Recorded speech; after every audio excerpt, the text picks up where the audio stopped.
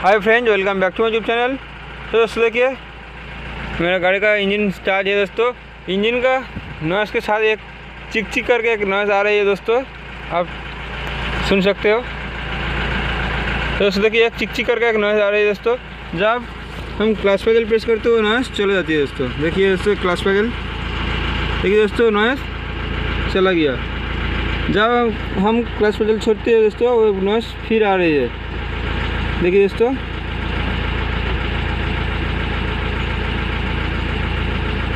Clutch pedal press वो noise नहीं आ रही है दोस्तों।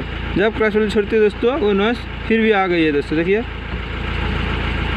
तो दोस्तों, ये हमारा गाड़ी का क्लच का रिलीज बेयरिंग का नॉइज़ दोस्तों। रिलीज बेयरिंग चेंज करने के बाद वो नॉइज़ चला जाएगी दोस्तों। तो दोस्तों, वीडियो अच्छा लगे तो मेरे चैनल को सब्सक्राइब कीजिए, लाइक कीजिए, कमेंट कीजिए। Thank you. मिलते हैं नेक्स्ट वीडियो में।